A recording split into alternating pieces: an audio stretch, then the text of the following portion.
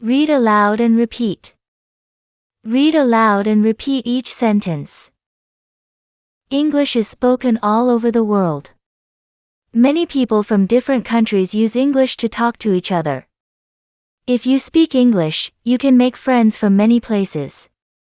It helps you connect with the world. English is a language of travel, learning, and success.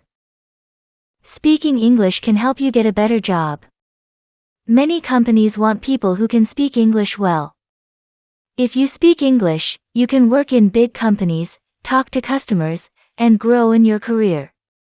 English can open the door to a better future. Learning to speak English is not hard if you practice every day. You can start with small words and easy sentences. Slowly, your speaking will get better. Watching videos, reading books, and talking to others in English can help you learn faster. Never stop learning. Speaking English gives you confidence. When you speak well, you feel proud and strong.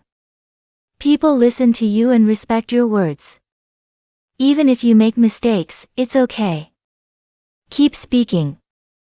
Practice makes you perfect. Confidence comes with practice.